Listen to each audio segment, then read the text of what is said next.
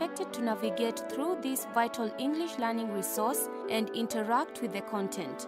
You will find many activities and exercises which will help you grasp the concepts addressed in the CD. As you take this exploratory journey through the selected topics in English, it is hoped that you will adventure and learn. Welcome. Listening and speaking. In this section, poems and narratives are used to teach listening and speaking. Listening involves input of information, while speaking involves output. Listening is an active process, so a good listener must make a deliberate effort to understand what is being said. Speaking is also a deliberate act that must be well coordinated in order for effective communication to take place.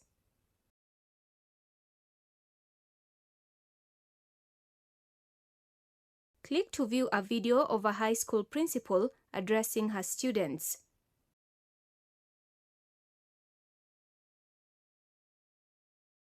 Stress and intonation. The words in the following animation vary with regard to the number of syllables they have. The number of syllables in each word is as follows. Well, 1 syllable. Beating, 2 syllables. Organize, 3 syllables. Japanese, 4 syllables. Stress is the application of force on a syllable or word to give it prominence. It may be applied at either word or sentence level. The stressed syllables are articulated or spoken more forcefully than the rest to make them stand out. Correct placement of stress and intonation ensures that speech is easy to understand and reduces ambiguity. Therefore, stress and intonation in the English language are critical to effective communication.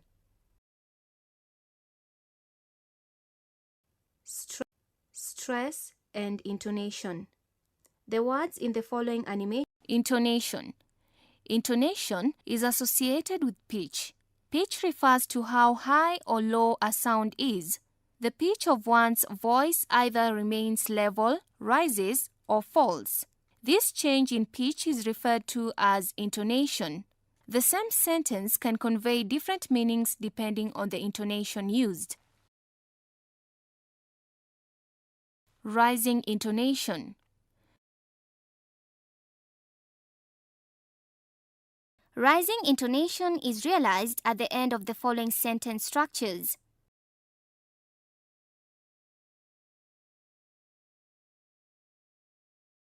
A question that needs a yes or no answer. For example, is this your laptop? Will you go home? When making requests, for example, lend me your pen.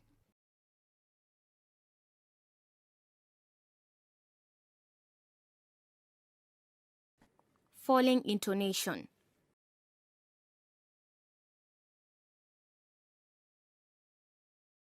Falling intonation is realized in the following circumstances.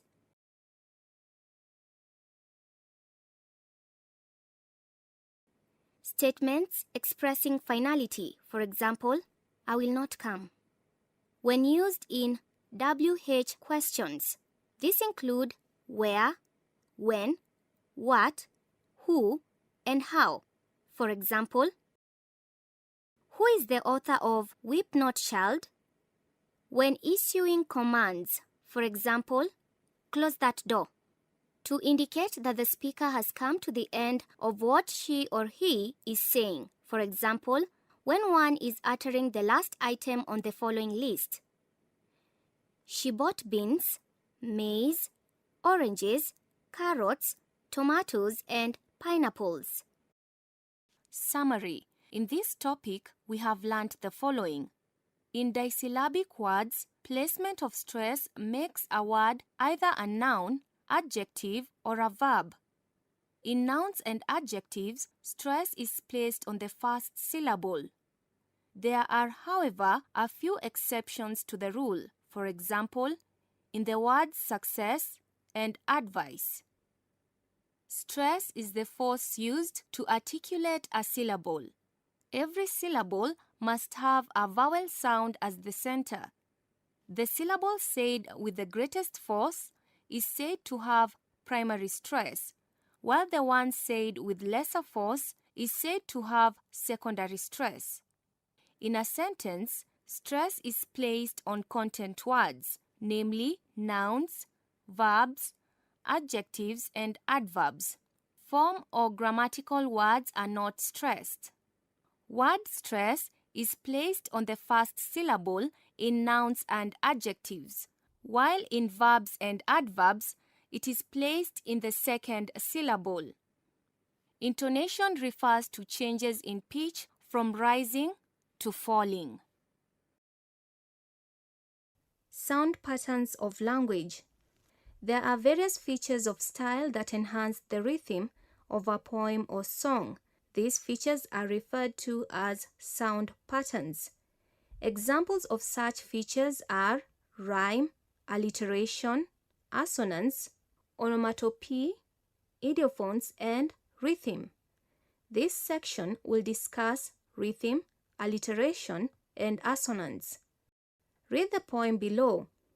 The fair breeze blew, the white foam flew, the furrow followed free, we were the first that ever burst into that silent sea.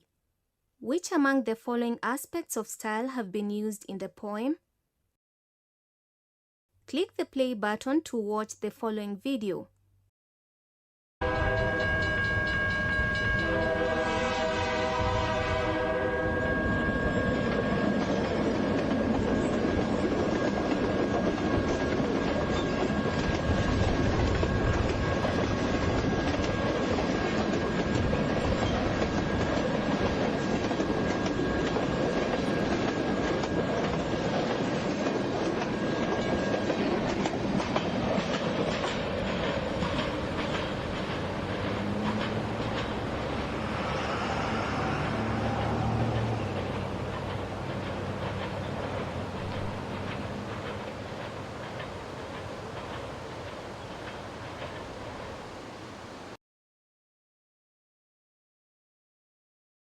How would you describe the movement of the train on the rails?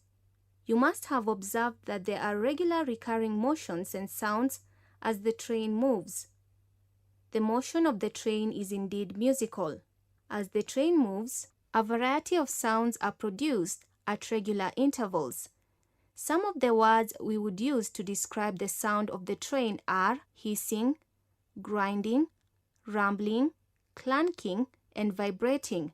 Hence, the movement of the train is rhythmic.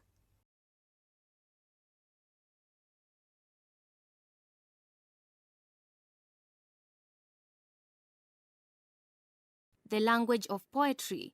Songs and poems are written in poetic language. This poetic language differs from the language of novels and short stories, which is called prose. Poetic language is musical and pleasing to the ear. It is what makes a poem easier to memorize compared to other genres of literature. This musical aspect of poems and songs is what is called a rhythm. Rhythm is enhanced by sound aspects of language such as alliteration, assonance, and rhyme. Assonance refers to the repetition of the same vowel sound within a line of a given poem. Alliteration, on the other hand, is the repetition of the initial consonant sound in the same line of a given poem. Watch the video of the poem Millipedes one more time and identify instances where rhyme, assonance, and alliteration have been used. How has the rhythm of the poem been achieved? The above poem is an example of an Old English nursery rhyme. Nursery rhymes use rhyme, alliteration, and assonance generously. In the poem, the words round and ground rhyme, while the words million, millipedes, and milling alliterate. In addition, the poet uses assonance in the words dancing and stamping. These three stylistic features enhance the rhythm of the poem. Rhythm in poetry. Watch the following video clip of the poem Betrothed. I can see a vision. In it is a mission. Let us break this division Between the new generation and the old traditions. with education. Betrothed. By Obiero Odhiambo. The bride, they said, had gone through school, primary, secondary, university, upwards. 3,000 shillings is not enough for having fed her, schooled her, employed her. 3,000 shillings is not enough For having borne her, cared for her, and doctored her. And she is pure. 3,000 shillings is not enough. Look at her hair. Darker and finer than that fly whisk there. Look at her forehead. A nice white trace between the hairline and the eyes. She is immensely intelligent. Look at her eyes. Yes, look again. 2 diviners' scurries spread out symbolically on the divination mat. Deep, profound intelligence. Look at those lips, Ndugu. 3,000 shillings is not enough, even to shake her by the hand. Fathers, this is what we came with. Not 1, not 2, but 3,000 shillings. As a token of my love for your daughter and you, my intended king.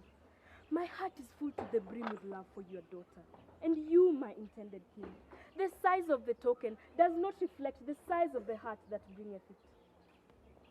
But, young man, you say you love and possibly expect love.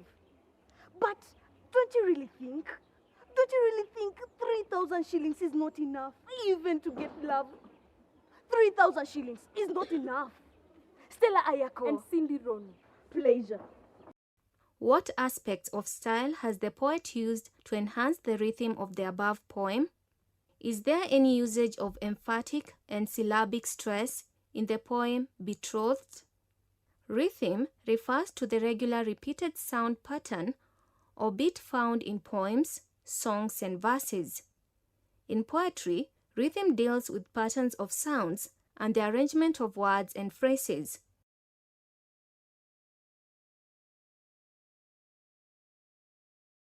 Rhythm reveals the meaning of the poem. It can also be used to create many different effects or emphasize certain aspects of the poem. Rhythm contributes to the mood or atmosphere of the poem. It makes a poem interesting, memorable, and musical. We are now going to listen to a recitation of the poem Tarantella. Tarantella.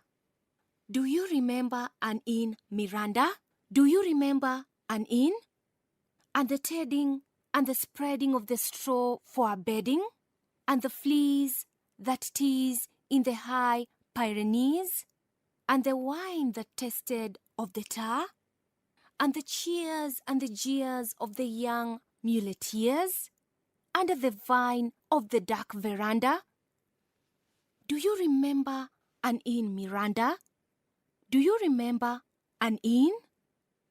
And the cheers and the jeers of the young muleteers? Who hadn't got a penny? And who weren't paying any? And the hammer at the doors and the din? And the hip-hop-hop of the clap? Of the hands to the twirl and the swirl? Of the girl gone chancing, glancing, dancing, barking, and advancing, snapping of the clapper to the spin, out and in, and the ting-tong-tang of the guitar. Do you remember an inn, Miranda? Do you remember an inn? You ought to have noticed that in the poem, the line, "Do you remember an inn?" was used several times. Similarly, certain words and phrases have also been used repeatedly. For example, Miranda and the, of the. This aspect is called repetition. Its function is to emphasize on the meaning of the poem. It clarifies the message conveyed by the poet. The poet has also used certain words in some lines that have similar vowel sounds. For example, fleas, tease, and Pyrenees, cheers, jeers, and muleteers, twirl, and swirl. This feature is known as assonance. It also makes the poem interesting, rhythmical, and musical.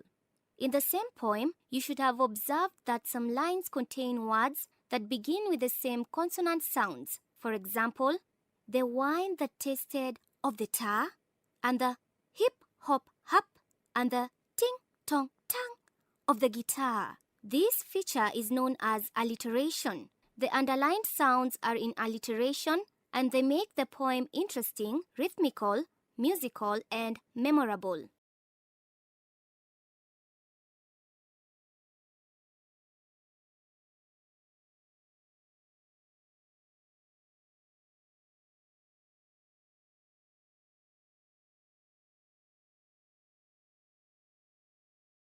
Summary. In the topic, we have learnt that rhythm, repetition, alliteration, and assonance make a poem interesting and musical, thereby rendering it memorable. Note that rhythm in poetry complements the meaning or subject of the poem. Repetition, alliteration, and assonance enhance the rhythm of a given poem. The choice of words with the same initial consonant sound in a line of a poem and words with the same vowel sounds occurring in the same line of a poem make the poem interesting to the ear. It is important to understand that alliteration does not refer to initial consonants but initial consonant sounds. Similarly, assonance does not refer to the vowels in a word but the vowel sounds in a word. Rhythm can be enhanced by the use of rhyme, which refers to matching sounds at the end of the lines of a given poem. Rhythm can further be enhanced by the choice of words that the poet uses. Poetry is used to communicate messages. It reveals different emotions and comments on life's experiences. Therefore, poetry is a wonderful tool for enhancing listening and speaking skills. You are encouraged to recite and get more involved in appreciating poetry in order to enhance language development.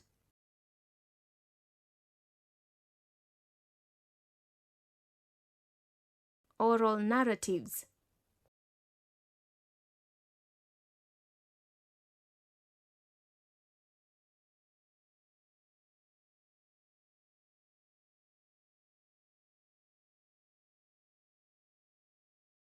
There are various types of oral narratives.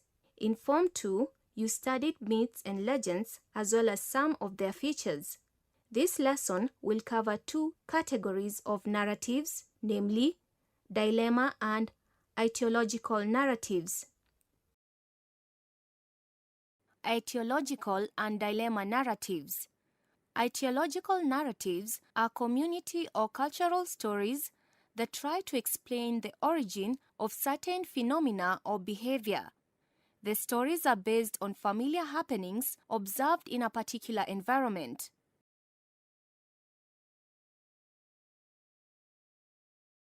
They answer the question why and give justification for the existence of the phenomena. Dilemma narratives depict a character who is forced to choose between two difficult situations or alternatives, each of which is as difficult to make as the other. Dilemma narratives. These narratives present two difficult alternatives to a character who then has to choose one alternative even though one of the options is easier to pick. It is like forcing a character to choose between how he or she would want to die. The character may be asked to choose either to be thrown into a den of lions or a den of cobras. Such a character would be presented with a dilemma because whichever option he or she chooses would still result in death. Listen to the following dilemma narrative and answer the questions that follow. Sikudhani. Long ago, a seasoned fisherman called Sikudhani decided to venture into the deep waters of the ocean to catch rare types of fish which inhabited the high seas. As luck would have it, he caught many oysters, one of which had a big pearl. Lo! The beauty of the pearl was just unbelievable, and Sikudani was as happy as a lark, since he knew the sale of the pearl would open up new possibilities in his life, which until now had only existed in his dreams. When he arrived home, people came from far and near to bid for the pearl, but none could match its worth. Sikudani was not the type to be enticed with small gifts. Deep in his heart, he knew only the Sultan could afford this pearl, and he was salivating at the prospect of forcing the Sultan to dance to his tune. Eventually, news of Sikudani's latest catch reached the Sultan, and he promptly hastened to bid for the pearl. Time and again, the Sultan raised his offer, but Sikudani played hard to get. This was quite baffling because any other person in Sikudani's shoes would have accepted the Sultan's generous offers. Exasperated at having all his offers rejected, the Sultan asked Sikudani to state his price.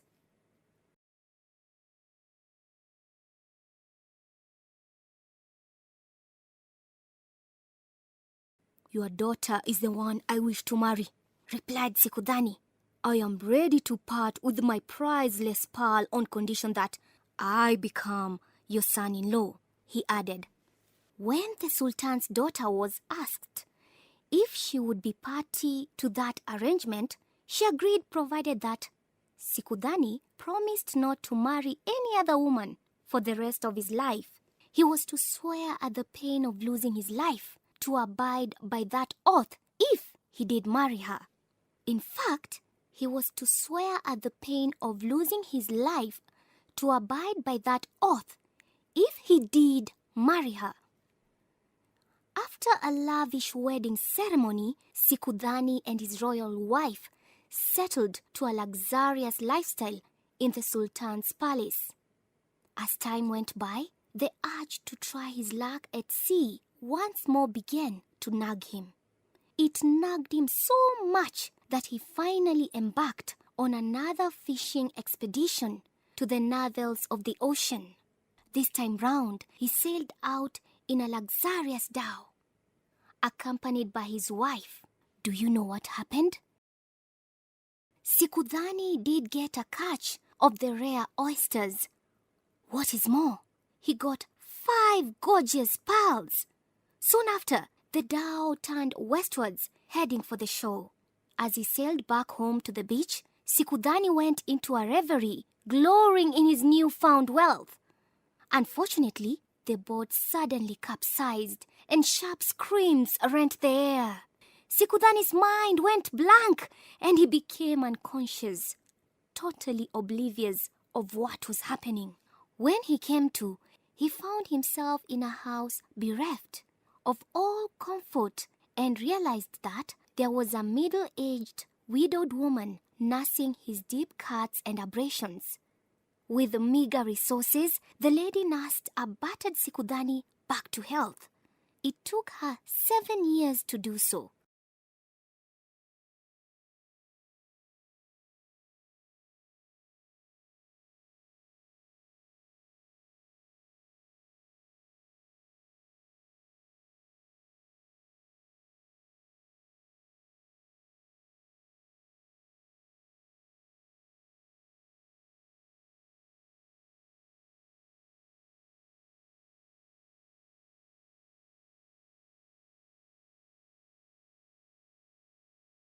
Features of dilemma narratives. The main character is made to make a difficult choice that has inherent consequences. The narratives usually pose questions at the end. They are always inclusive, allowing the audience to give their opinion. They allow the audience to debate on the possible choices on the issue presented in the story.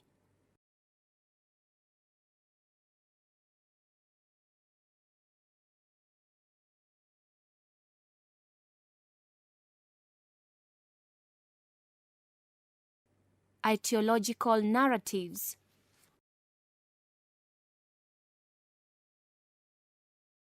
These are community stories that try to explain the origin of phenomena or behavior.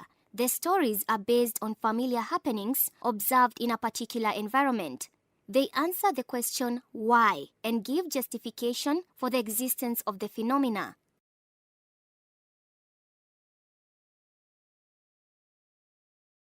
Listen to the following narrative and then answer the questions that follow.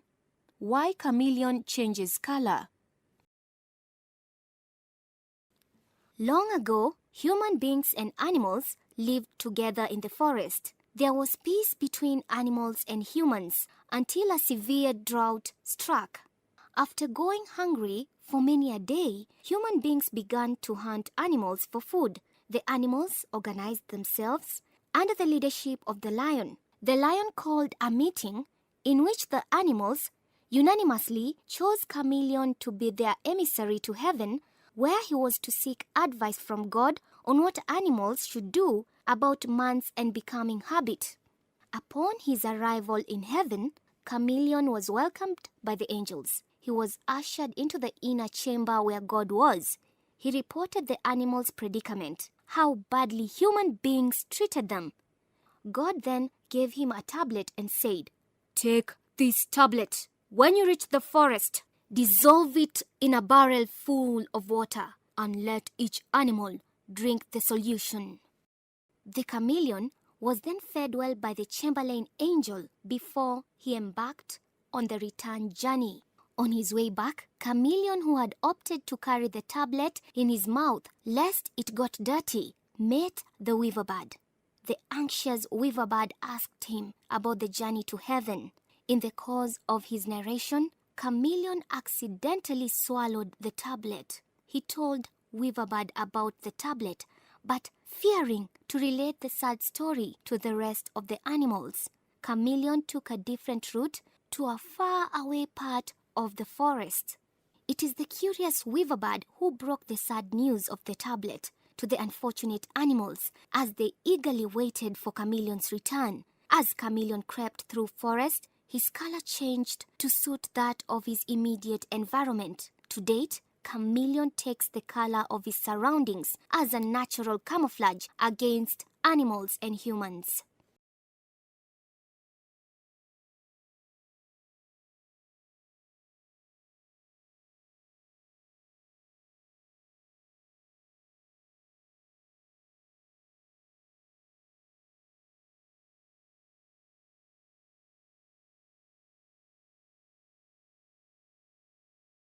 Summary. As we conclude the topic, remember that dilemma narratives are stories that provide the main character with a difficult choice and may pose questions at the end. These questions allow the audience to debate on the possible options the main character can use to resolve the conflict presented in the stories. Etiological stories answer the question, why?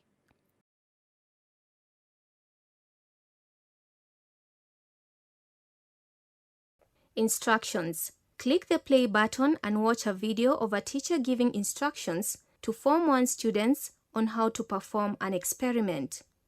Okay, listen carefully to the instructions, to the steps that we are going to follow as we carry out our experiment today. First, place 1 cubic centimeter of dilute sulfuric acid in a test tube. Second step, you will add 1 drop of the universal indicator and observe color change of the solution.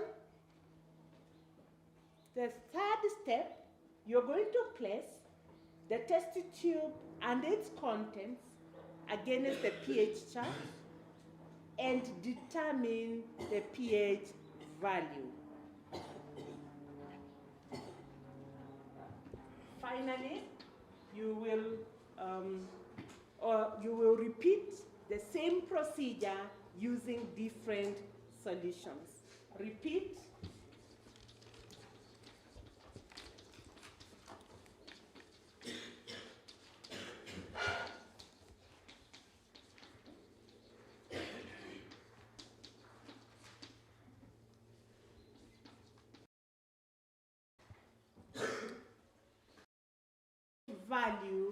each of the solutions.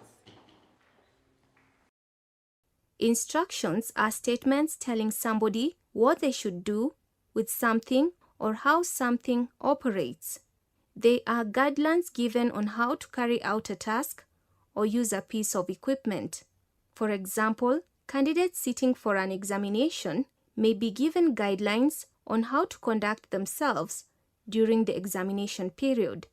School rules and regulations are another example of instructions. Giving instructions. Watch the following video and listen carefully to the dialogue between the dining hall prefect and the other students. I would like to make the following announcement regarding your conduct in the dining hall. You must sit time, be in school uniform, carry your eating things, and remember, if you come late, you will eat the last person.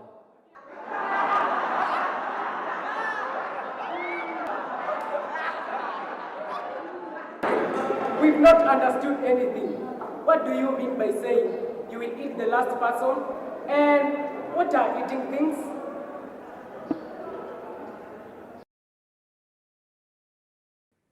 Now watch a second video and listen to the same dining hall prefect giving instructions to the same students. Listen to me as I make the following announcement regarding your conduct in the dining room. First of all, you must be punctual for all your meals. Secondly, you must be dressed in full school uniform. Thirdly, carry your cutlery and utensils. Finally, if you come late to the dining hall, you will be the last person to be served. Is that clear? Take note of the clarity of the message being communicated to the students. In the first video, the dining hall prefect did not give clear instructions on what was expected of the students in the dining hall. In the second video, the prefect has given clear instructions to the students and therefore, effective communication has taken place.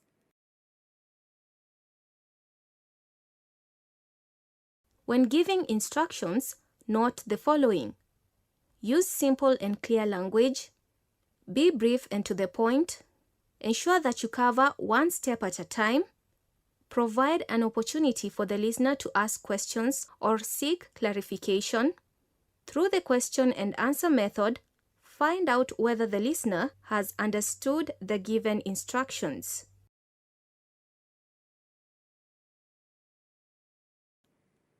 Receiving instructions. When receiving instructions, do the following. Listen attentively to what is being said. If possible, take notes. Ensure you understand exactly what you are supposed to do and how you should do it. Ask questions for clarification. Follow the given instructions without introducing your own amendments.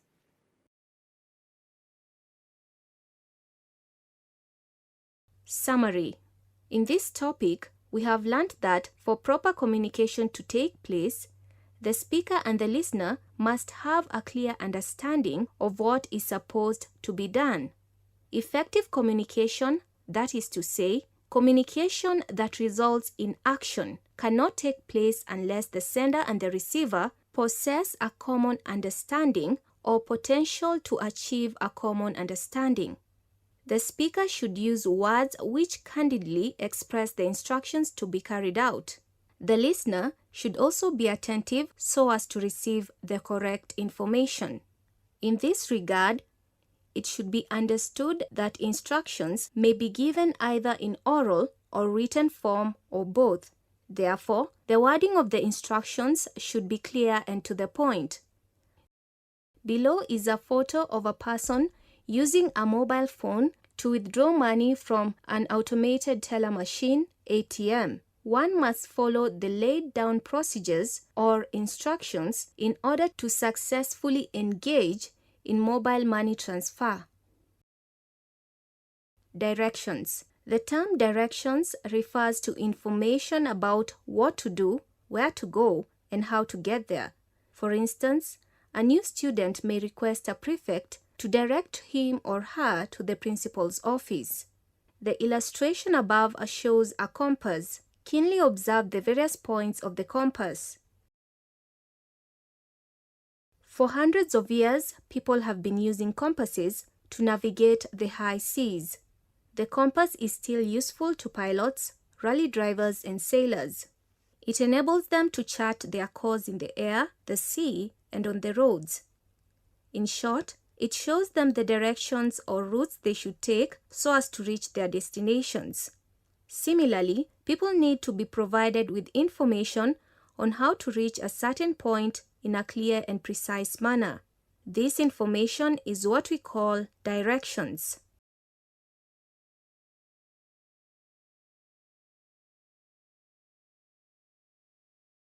Giving directions. Giving directions is not easy. If directions are not given properly, they may confuse the receiver. Consequently, he or she will not reach the designated point.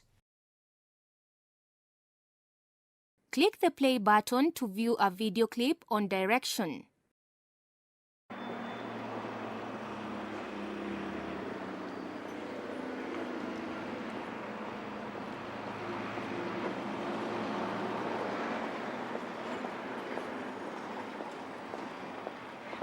Excuse me, sir.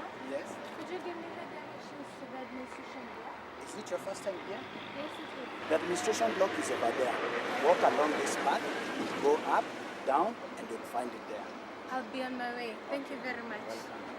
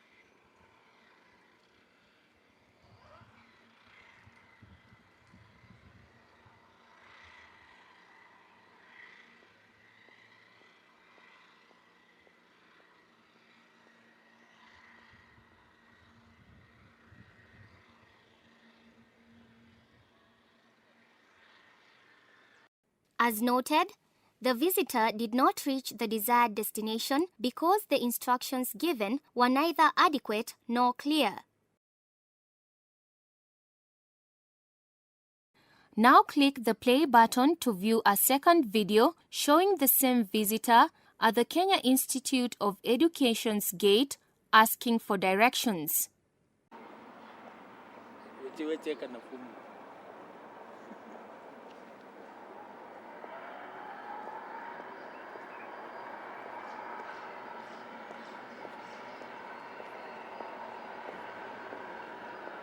Excuse me, sir. I was here a few minutes ago and was given the directions to the administration block. Unfortunately, I did not get there. Could you give me the directions, please? I'm sorry about that, but from here you can walk along the pavement until you reach the car park, and then take a turn on the right, walk ahead until you reach the roundabout. Then turn left, walk ahead for about 20 meters until you reach the building with the inscription Administration Block. You definitely won't miss it. Thank you very much.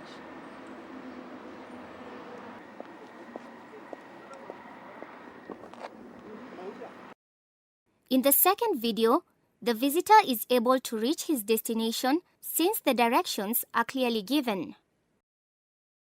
Main points. When giving directions, always start from where the person is. Be brief and clear, for example, mentioning the words car park and roundabout. Be concise and clear. Give approximate distance, for example, 20 meters. Use right, left when you get to turning points. Use words such as first, then, after that, and when. Give the easiest and shortest alternative. When receiving directions, listen carefully. Take note of important landmarks. Take note of turning points. Ask questions when in doubt. Register. The term register refers to varieties of language used for particular purposes or in particular social settings. Register may also refer to a specific vocabulary which is commonly called jargon. In this regard, we may refer to the unique vocabulary of lawyers and doctors as legal and medical register, respectively. One may also talk of formal register and informal register. The following are examples of different types of registers. Medical register: dose, prescription, oedema, insomnia, amnesia, anorexia, pulse rate, injection, vaccine, immunization, birth records, prenatal and postnatal. Legal register: learned friend, plaintiff, defendant, litigation, penal code, acquittal, accused, and witness. Teaching register: student, pupil, discipline, time management, grades, homework, and lesson. Accounting register: assets, liabilities, miscellaneous, invoice, receipt, cash books, and ledger. Additional information on register. Register is a range of vocabulary, grammar, and style used by speakers and writers in particular social circumstances or professional contexts. It is determined by the social occasion, purpose, and audience. Below is an animation showing some members of various professions. In your opinion, what makes each profession distinct from the others? Video clips on register. Click on the play button to watch the provided videos. Take note of the use of proper and improper language. The weight that we had in knowing traditions is not the same. Hey, Nancy, give me my copy of the river between. I know it's your book, but could you please use polite language? Oh dear, I've been told that several times today. I need to learn that lesson. You should. May I have my copy of the river between, please? It's better. Thank you. Welcome.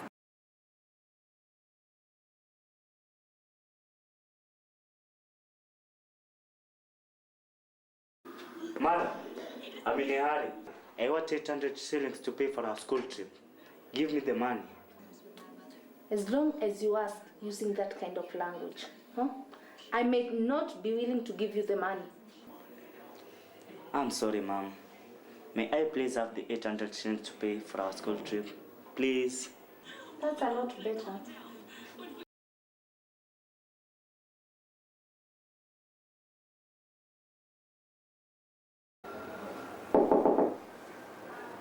Come in.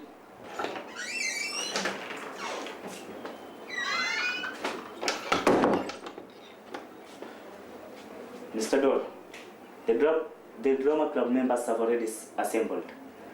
Come and address us. Young man, you need to use polite language. I apologize, sir. Please, the drama club members have already assembled. Good. Young man, certain words can open doors for you. Words like, excuse me, please, sorry, thank you, sir. Such words are excellent and they are golden. Learn to use them. Okay? Okay, sir. I'm coming. You can go. Thank you.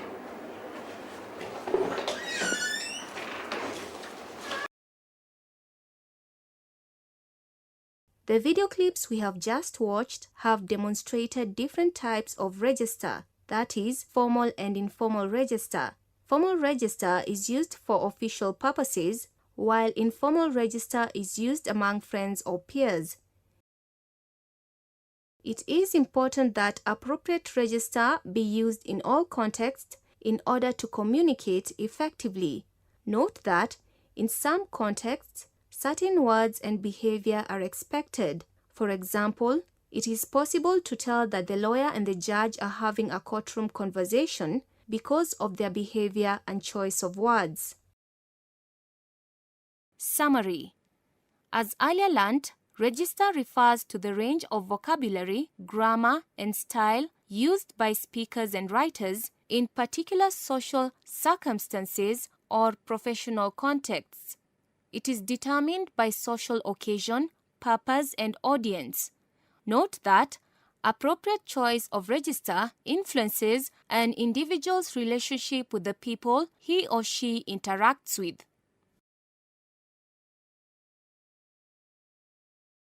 Grammar.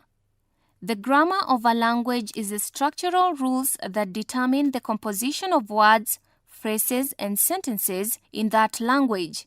It also refers to the study of the rules of a language. This section discusses the following subtopics: derivation of nouns, transitive and intransitive verbs, phrasal verbs, prepositional phrases, and compound complex sentences. Noun derivations. What is derivation? It is the formation of new words from other words or stems such as sadness and carelessness, which are derived from sad and care respectively. Usually, affixes are added to a word to form a new word. The affixes may change the word class as well as the meaning.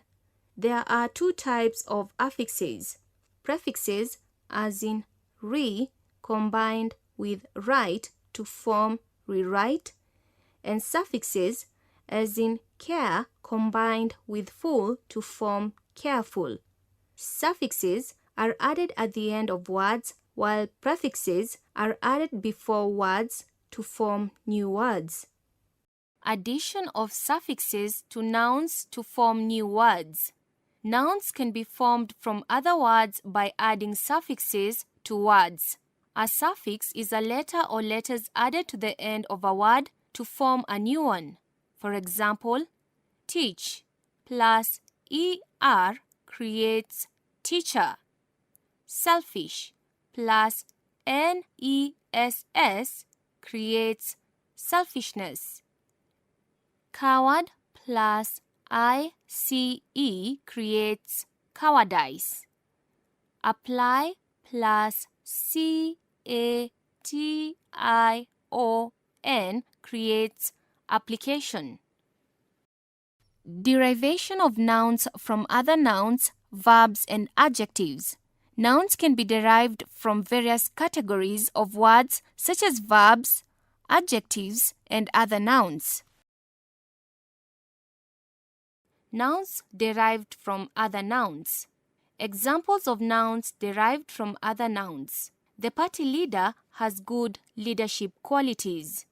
The noun leadership is derived from the noun leader. A child should enjoy its childhood. The noun childhood is derived from the noun child. The hero was praised for his heroism. The noun heroism is derived from the noun hero. The teaching profession thrives on professionalism. The noun professionalism is derived from the noun profession.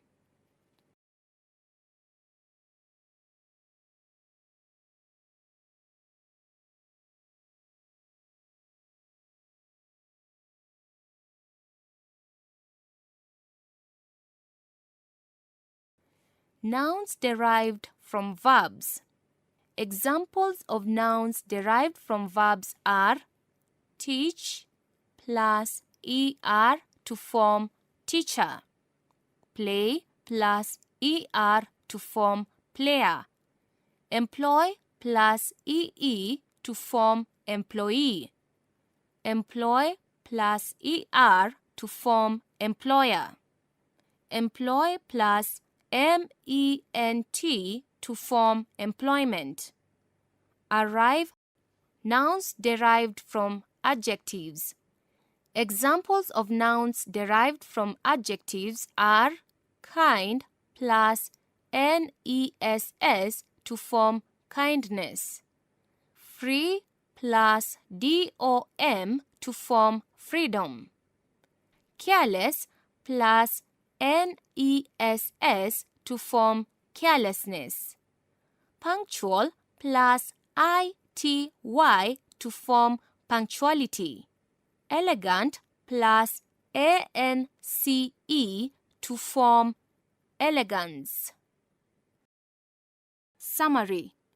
As we conclude this section, it should be noted that nouns can be derived from other nouns, verbs, and adjectives by adding suffixes to them. Examples of such suffixes are nes, ans, and ism. Note that some words do not take on the suffix directly. They first undergo some changes. For example, some drop the last letter as seen in arrive, arrival. Others drop the last letter and substitute it with another letter before taking up the suffix. For example, apply, application.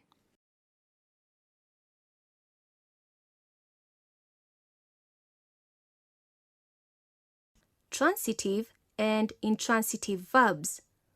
What are transitive and intransitive verbs? In order to answer these questions satisfactorily, it is important to first of all define the word verb. A verb may be defined simply as a word which shows action or state of being. It is an important part of a sentence because it says something about the subject of the sentence and expresses actions, events, or states of being. Every sentence must have a verb. To understand the meaning of a sentence, we must be able to recognize the verb.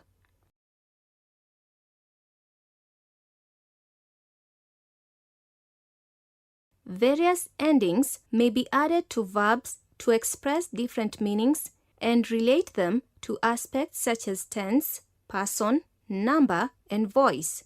Verbs are categorized into main verbs and auxiliary verbs. Examples of main verbs are talk and pick. Some main verbs are used with objects, while others are not. This is what is referred to as transitive and intransitive usage of verbs respectively. Transitive and intransitive verb usage. Transitive verbs. A transitive verb is a verb that has an object that receives the action. For example, in the sentence, the teacher guided the student. The verb guided has the object the student. The student receives the action expressed by the verb guided. The meaning of a purely transitive verb is incomplete without an object. For example, this container holds. The sentence is meaningless. This container holds 20 liters of water. The sentence is now meaningful. Intransitive verbs. An intransitive verb is a verb that does not require an object to complete its meaning. For example, the balloon burst. The driver panicked. Fatuma walked slowly. In the sentences above, the verbs burst, panicked, and walked do not require objects to complete their meaning. Verbs which can be used both transitively and intransitively. Depending on their context, some verbs can be used transitively and intransitively. Look at these examples. Transitive. Jerry studies English. Intransitive. Jerry studies at home. Transitive, the cow ate grass. Intransitive, the cow ate greedily. Transitive, Anita drank the milk. Intransitive, Anita drank quickly. Transitive, the crowd cheered the team. Intransitive, the crowd cheered wildly. Other verbs which can be used both transitively and intransitively include see, play, burn, drive, answer, and break. Look at animations of the following sentences in which verbs have been used both transitively and intransitively. The monkey tricked the crocodile. Monkeys trick regularly. The girls jumped the barrier. The girls jumped excitedly. The floods damaged the wheat fields. The floods subsided the following Tuesday. Having observed the cartoons, which actions are transitive and which ones are not? Discuss with your friends.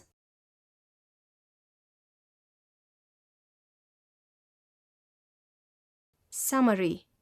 Usage of verbs. As earlier discussed, verbs may be used with objects or without objects. Those used with objects are transitive, while those used without objects are intransitive. It should be noted that transitivity and intransitivity of verbs refer to the usage of the affected verbs. In addition, some words which appear after verbs may be descriptive phrases or adverbs and not necessarily objects. Verbs are used either transitively or intransitively. In conclusion, note the following. A transitive verb takes a direct object. An intransitive verb expresses complete meaning without an object. The object of a sentence can only be a noun, a pronoun, or a noun phrase which is the direct recipient of the action of the subject. Some verbs can be used transitively or intransitively depending on the context in which they are used.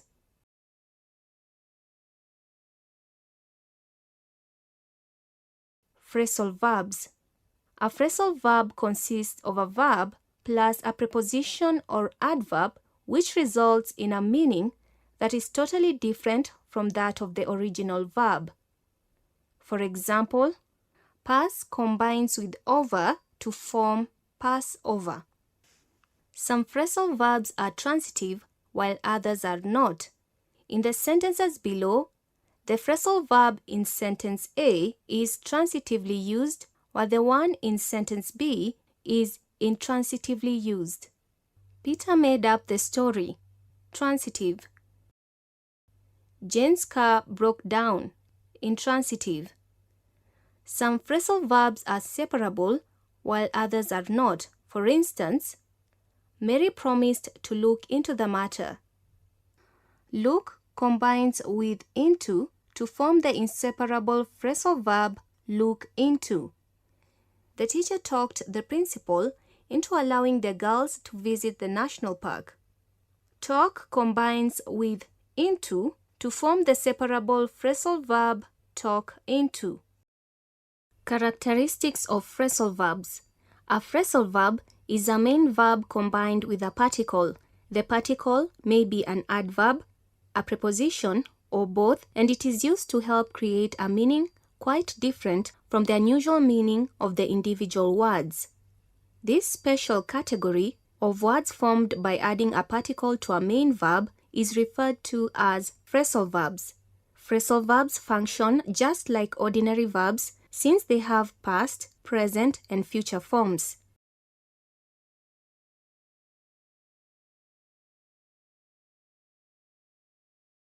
Phrasal verbs formed from the combination of a verb and an adverb.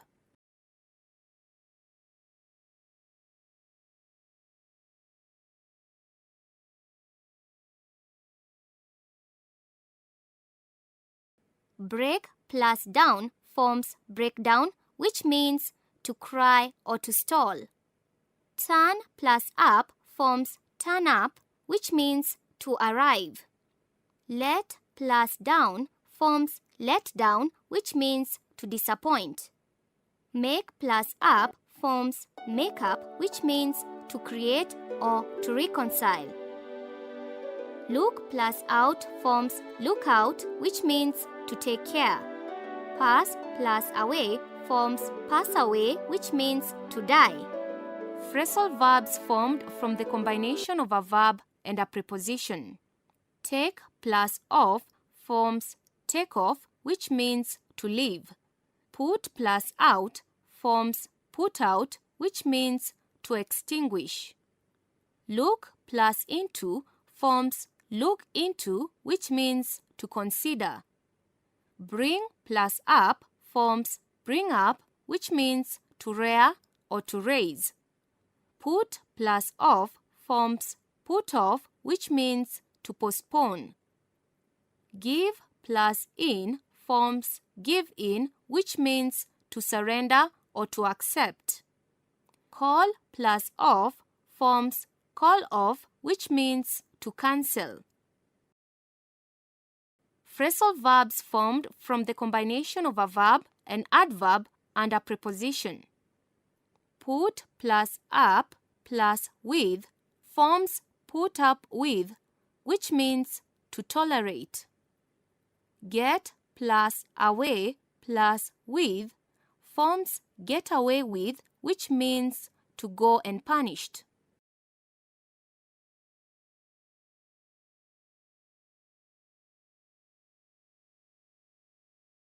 Summary. To sum up, when dealing with phrasal verbs, the following points should be noted. Phrasal verbs are more common in speech than in writing. Phrasal verbs are not the same as verb phrases. Some phrasal verbs may convey more than one meaning depending on the context. For example, put up may mean to build, to raise, to provide accommodation for, or to offer something for sale. Ensure that the phrasal verb is in the correct tense. Prepositional phrases. Prepositions are words that express relationships between words.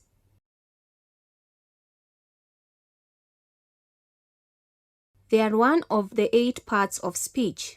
The others are nouns, pronouns, verbs, adjectives, adverbs, prepositions, conjunctions, and interjections.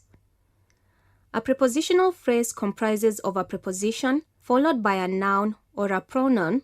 For example, on Mombasa Road is a prepositional phrase. Introduction. Can I get some milk along with the meat?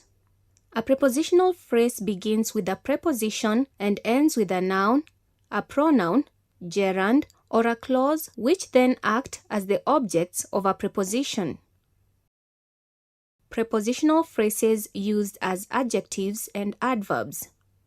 The women in the church are all crying. Which women? The ones in the church. In the above sentence, in the church is a prepositional phrase which answers the question which. It functions as an adjective since it describes the women who are crying. It is not the women in the marketplace who are crying, but the women in the church. Prepositional phrases used as adverbs. The man traveled to the countryside. Where did the man travel to? To the countryside. In the above sentence, the prepositional phrase to the countryside answers the question where. Hence, it functions as an adverb of place in the above sentence. Additional information on prepositional phrases used as adverbs. Philip asked for permission at 3 p.m. When did Philip ask for permission? At 3 p.m. In the above sentence, at 3 p.m. is a prepositional phrase which functions as an adverb of time. In other words, it is possible to replace the prepositional phrase at 3 p.m. with a single adverb such as early or late. The new sentences formed would then be Philip asked for permission early and Philip asked for permission late. Early and late are adverbs which have replaced the prepositional phrase at 3 p.m. Miriam was punished by being told to kneel down for 30 minutes. How was Miriam punished? By being asked to kneel down for 30 minutes. In the above sentence, the prepositional phrase is by being asked to kneel down for 30 minutes, which is introduced by the prepositions by. The prepositional phrase may be replaced with a single adverb of manner, such as severely. The ensuing sentence would then be Miriam was punished severely. The adverb of manner severely has replaced the prepositional phrase. It is therefore correct to state that the prepositional phrase by being told to kneel down for 30 minutes functions as an adverb in the above sentence. Examples of prepositional phrases. Preposition at combines with the noun home to form the prepositional phrase at home. Preposition by combines with the gerund jumping to form the prepositional phrase by jumping, where the gerund is the ing form of the verb sing. Preposition for combines with the pronoun me to form the prepositional phrase for me. Preposition about combines with the noun clause what she needs to form the prepositional phrase about what she needs.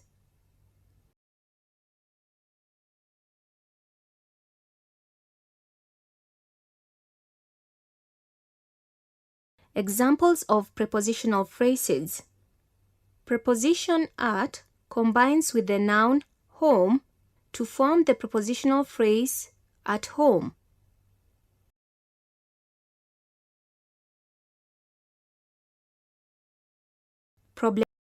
Problematic prepositions. Some prepositions, such as along with and in addition to, indicate more to come. They will make you think that you have a plural subject when in fact you do not. This should also not confuse you. Read the example below. Philip, along with the other students, breathed a sigh of relief when Mrs. Maina announced that she was postponing the due date for the debating competition. Usage of prepositional phrases. Prepositional phrases can be used as adjectives and adverbs in a sentence. When used as adjectives, the prepositional phrase gives more information about the noun.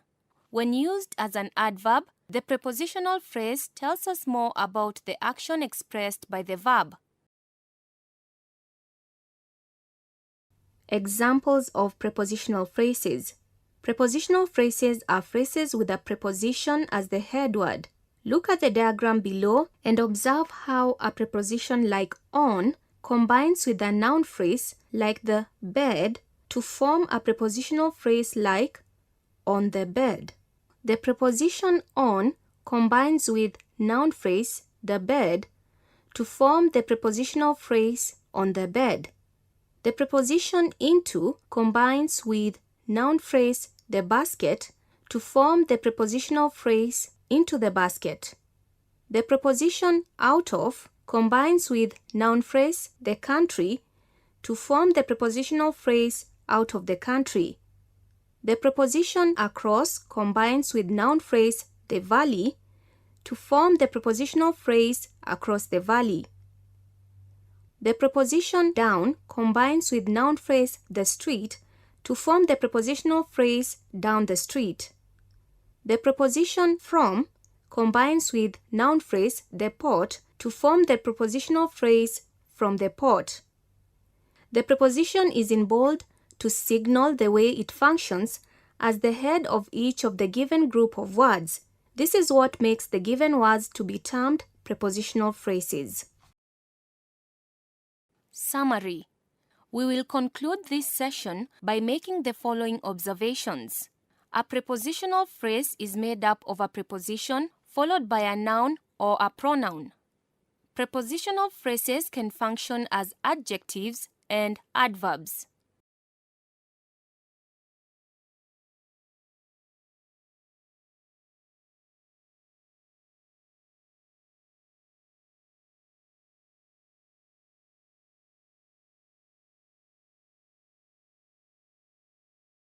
The noun clause. Introduction to clauses. What is a clause? A clause is the smallest grammatical unit that expresses a complete thought or proposition. It may comprise of a subject,